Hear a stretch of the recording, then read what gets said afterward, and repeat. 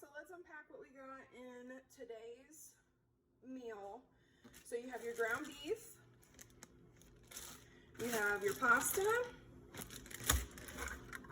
garlic, tomatoes. The recipe doesn't call for sweet potato, but we're gonna add it in. Kidney beans.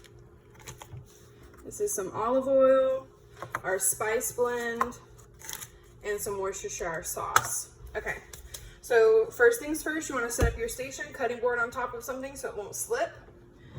Just like last week, we're gonna be using a really easy prep knife, anything that's small and we can get stuff done quickly. But first, before we start prepping, what we wanna do is go ahead and get our water boiling for our pasta. So this is a 4-quart pot. It's perfect for making about like 2 to 4 servings of pasta, but we're gonna turn it on high. And then we're gonna add a bunch of salt. So the trick to really good pasta is adding enough salt. So it's like salt water, not salted water. So I know that looks like a lot, but that's how you make good pasta. Okay. So next thing we're gonna do is prep our veg, just like before. I'm gonna get some bowls so that we have a place for them to go after we're done cutting them. Our garlic, our tomato, and another bowl for our sweet potato. Hold on, let me get a container. Okay, so we'll go tomato first. We're gonna cut out the core, make a little kind of circle like this, and then it should pop right out. We're gonna slice off the butt. And then instead of last week where we made large dice, we're gonna do small dice this week. So again, make sure we're cutting on a flat surface. We're gonna slice down into planks like this. Make sure we're holding our knife with our thumb and our forefinger, and that we're doing our bear claw with the other hand so that we don't slice our fingers. Okay. So now that we've got that done, we're gonna come back through and do slices of the same width this way. And then we're gonna dice across and make little cubes. So these are about at least half the size of the cut that we did last week. We're gonna take our bench scraper. We never pick up ingredients with a knife. We're gonna use our bench scraper to transfer those into our container. And we're gonna repeat. And to keep your cuts even, you wanna make sure you're working in small batches. So you notice I didn't try and cut the whole tomato at one time. It's okay to break it down into something that's more manageable. And then across. All done. This is kind of like a 30-minute meal. I don't know if any of you guys, like whenever you were home during the day, whenever you were sick growing up, watched Rachel Ray, but I did, and she would always make 30-minute meals. That's one of her like gimmicks, and that's kind of what we're doing today. So we're gonna do our trick again whenever we peel our sweet potato by putting down our paper towel. We're gonna use our peeler and peel really quickly.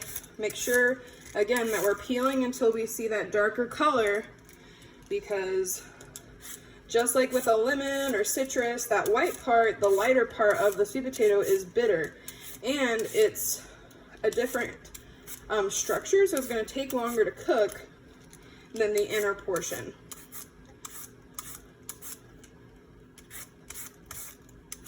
And always make sure that you're peeling away from you. And that's how a lot of people will like slice the fatty part of their hand because they're peeling towards themselves. So always peel away. It may feel a little uncomfortable at first, but it'll become muscle memory and supernatural.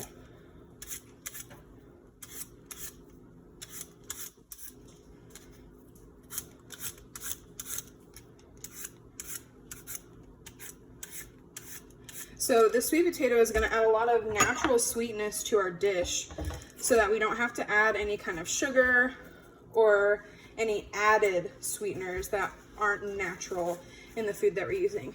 So we can use paper towel to clean up our board. Now it's like we're starting from fresh. Okay, so just like last week, we're gonna cut our sweet potato into more manageable pieces. So flip it on the flat so that it's not gonna roll on us so we don't cut our fingers. We're gonna do the same size cuts as our tomato. And the reason why we want to kind of make sure that everything is the same size is about the ratio in our food. So you wouldn't want to have like huge chunks of sweet potato. One, because they're not going to cook very quickly in our chili. And then two, because it doesn't fit with the dish. You know, chili is all bite-sized, like really small bite-sized pieces. And so we want everything to be homogeneous and blended together. So whenever you get a bite, you get a little bit of everything and not just a mouthful of sweet potato or a mouthful of tomato or a mouthful of beans. You want everything. You want to get a bite of everything. And that's another one of those things that elevates your cooking whenever you think about the little details like that. And that's something, again, that will come with practice and making more dishes at home. And will come instinctually of like, oh, what size should I make this? You'll know just from experience of like what's gonna fit and what's gonna work. Okay, so now we've got all that small dice. We're gonna transfer it into this bowl. And why are we separating our mise en place? Because they cook at different temperatures. It is not gonna take our tomatoes long to cook at all. One, because they are a ready to eat food and we can eat them raw. And two, because potatoes have to absorb a lot of moisture. Okay, so I've had some questions in the past about what boiling is. This is not boiling. Those little tiny bubbles on the bottom, that's simmering, okay? So our pasta pot is not ready yet, which is good because we're not ready either. Our last thing that we want to do is mince our garlic. Excuse me. So we're going to cut off the butts.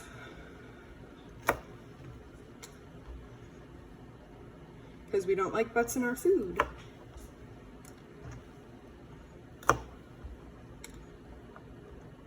And then we're going to smash.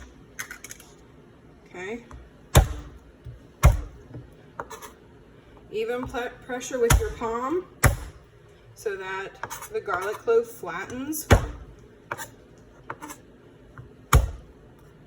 And it's a fun way to get your anger out. Right now I'm frustrated because my car is dead and I need a new battery. So I just worked out that frustration. Look at that, healthy coping skills. Woo! So then we're gonna chop, chop, chop, chop, chop.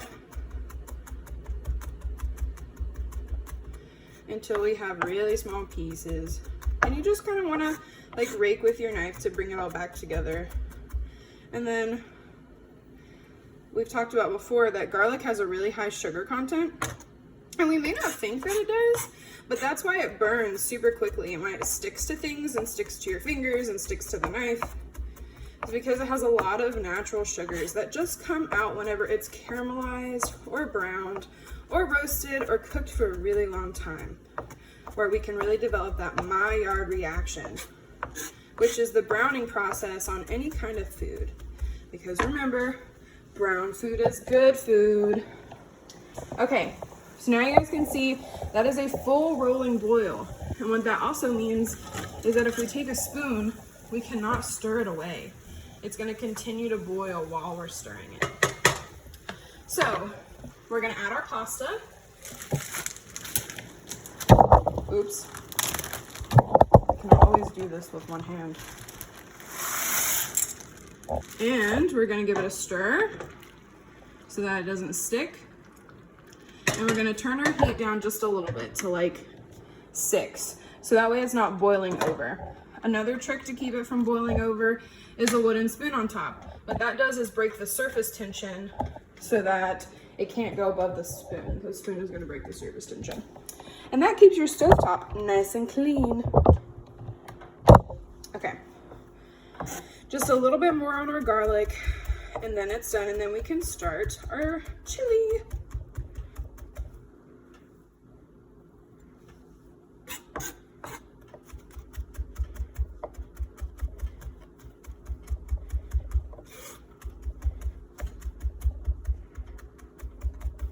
Okay, so we want really fine pieces like that, and then we're going to put it into our dish. Yes. Okay guys, now we're going to transition into our chili. So we're going to turn our eye onto medium-high heat, so about a 7. And we want to make sure that we have a large skillet because, again, we want our surface area to be pretty wide so that it's going to evaporate the liquid more quickly and more evenly. And it's going to help us thicken our sauce, and that's what's going to help us keep to that 30-minute meal. Okay, so while our pan is heating up, let's talk a little bit about our process. We're going to toast our spices today. And what that's going to do is it's going to increase, don't forget to stir your pasta occasionally. And make sure that it's not sticking to the bottom. Not too much because we don't want it to be gummy, but just enough that it's not sticking. Okay, we're going to toast our spices. What this is going to do is it's going to build that level of flavor that we wouldn't get if we just threw in our spices later. By toasting your spices, they're going to become more aromatic and more flavorful, and they're just going to be more yummy, and it's going to make your house smell really good. Okay, so our pan is warm to the touch. Again, don't touch it at home. We're going to add our oil. This is our olive oil. You can add all of it. And we're going to let that, we're not going to let the oil heat up. I know that's what it says in the recipe, but we want to keep our spices from burning. So we're going to add about like half of our container. And again, what does this have in it? It has cinnamon, it has cumin, it has cayenne pepper, salt, and regular black pepper. So once these start to foam, that's whenever we know that they're ready, okay? So we're gonna kind of push these out in the oil. And what this is also gonna do is it's gonna create an infused oil as well. And that's going to provide another layer of flavor. So another good way to have easy cleanup is to have like a spoon rest. So that way we're not leaving our service oily. A step that I forgot, we're gonna rinse our beans. Just like we did with our chickpeas, we're gonna put some water in the bag, shake it up, and then drain it out, okay?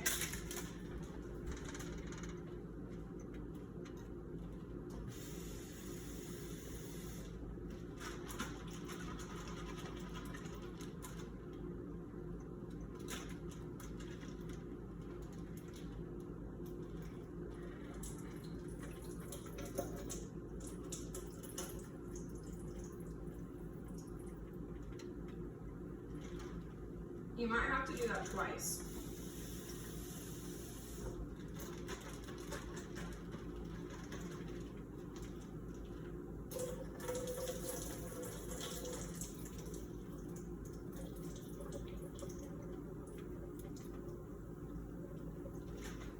Cool. Okay, so we see the bubbling. It's happening right here, and everything's kind of like spread out. You want to keep them moving a little bit so that they don't burn. And then when we start to smell them, we're going to add our sweet potatoes, just like last week.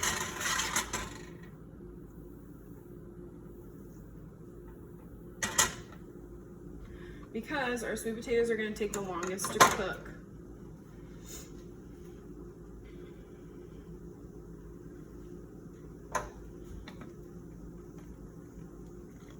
So I know your recipe says that you were getting spaghetti. We thought we were getting spaghetti too, but we got macaroni, which is gonna work just as well because you know, we're making chili mac. Okay, so they've turned a little bit of a darker color, and the room is starting to become fragrant with the smell. So we're gonna go ahead and add our sweet potatoes in.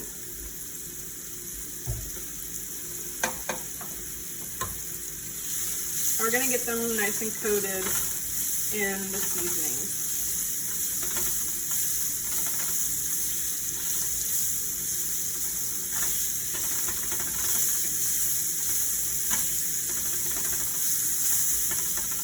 Then we're gonna shake them out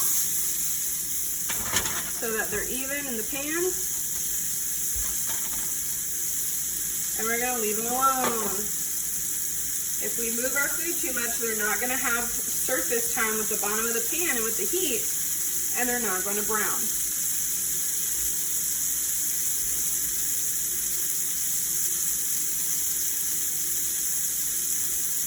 So while that's cooking, what you wanna make sure and do is have a sink that is clear and that's clean,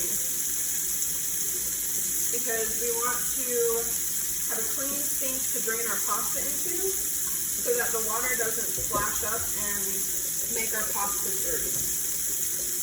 So once you clean out your sink strainer and sink.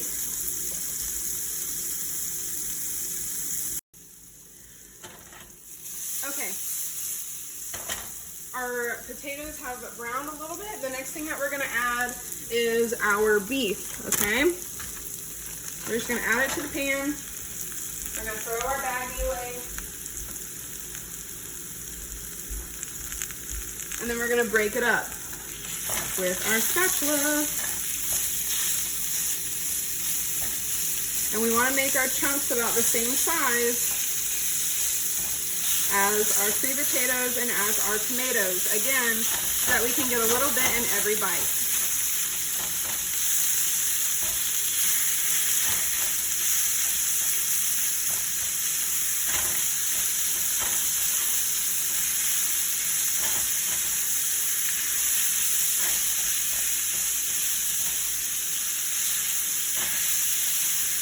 You don't need to add any more oil to the pan. Our beef has fat in it, so it's going to render out, and it's going to add more oil to the pan. We can already see that happening, like right here. Okay. So again, we're going to spread that out evenly and give it some pan time.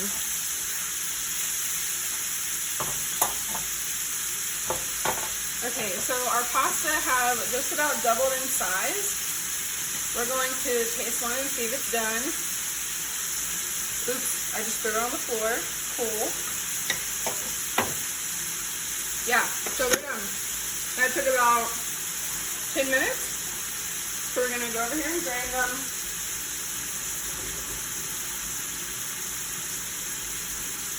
Scrape out any that were left in the pan. Hot. We want to shake them.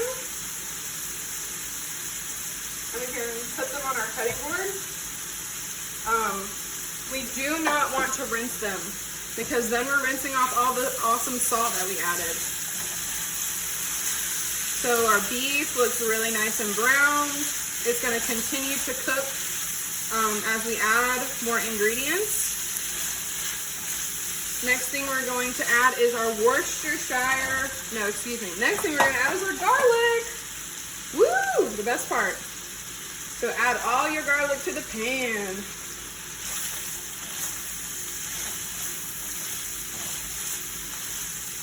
And once it starts to smell nice and yummy, then we're gonna add our Worcestershire sauce, and we're gonna add all of it, okay? This is our deglazing agent, along with our tomatoes. Both of them have liquid and acid. And that is what's gonna help bring up these nice, yummy brown bits on the bottom of the pan, like right here. That's our fond. And we are fond. I just realized I'm gonna hate listening to this back with you guys, because, you know, we all hate the sound of our voice on video. Okay, this little shake. And what we really want this to do is reduce down to what's called all sec. And what that means is dry, basically. So we're gonna turn up our heat a little bit and try and get some caramelization. I turned it up, not all the way, but to 8. And we're gonna, oh, it smells so good, guys.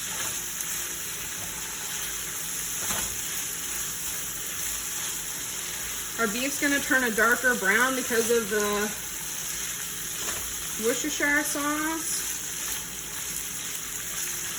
And we're getting a nice sauce that's starting to be made. And now we're gonna add in our tomatoes.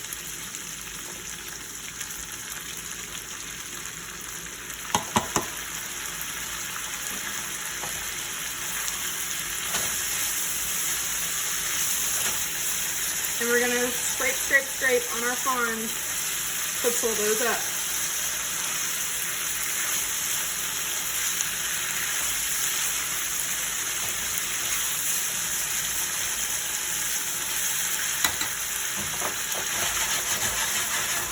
Shake everything out, leave it alone for a minute.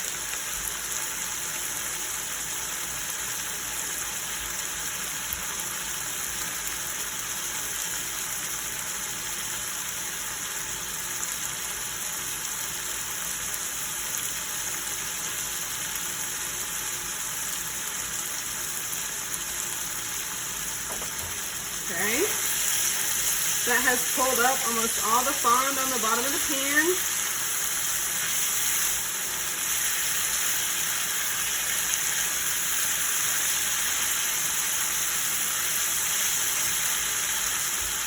We're gonna add our chili beans.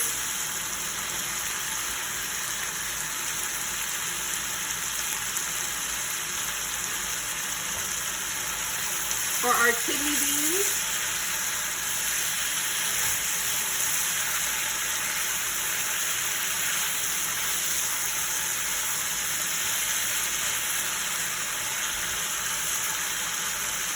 We're gonna spread it out. We're going to take our same container that we had our tomatoes in and fill it halfway up with water.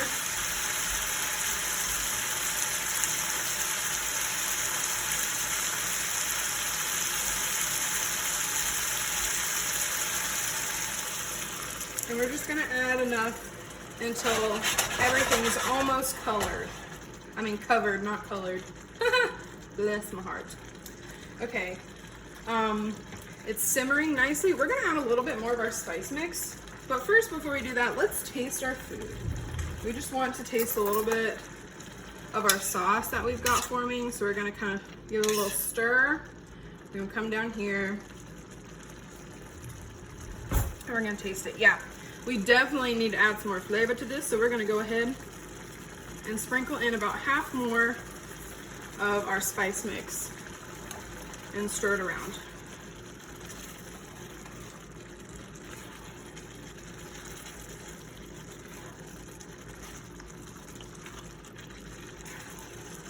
So now what we're gonna do is we're gonna just leave this simmering on the stove. And what do we do while something is finishing cooking? We're actually gonna turn down our heat to about 4.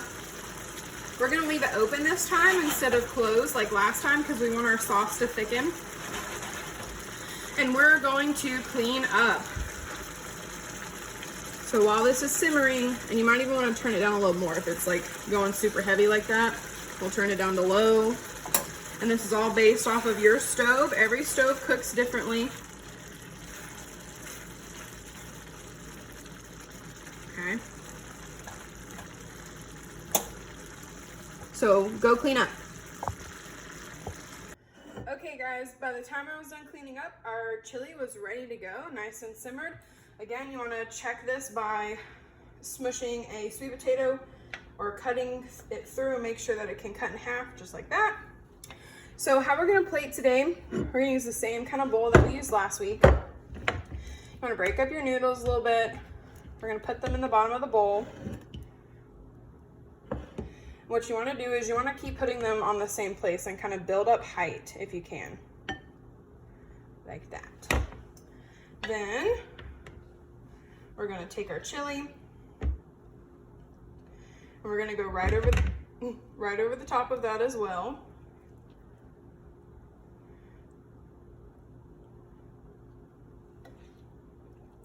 because height gives our food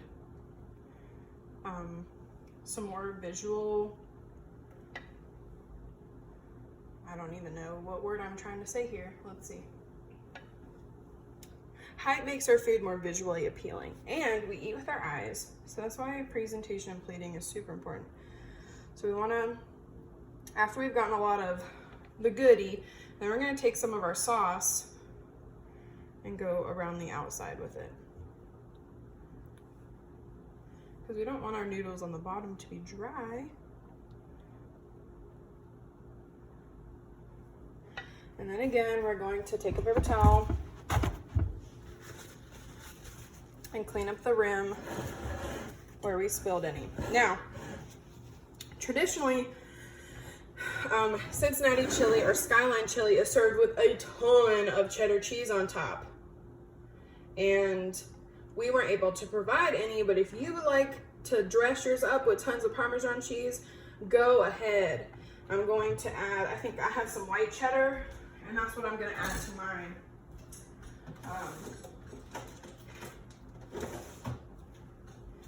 Yeah, I'm going to crumble a little bit of this white cheddar on top of mine.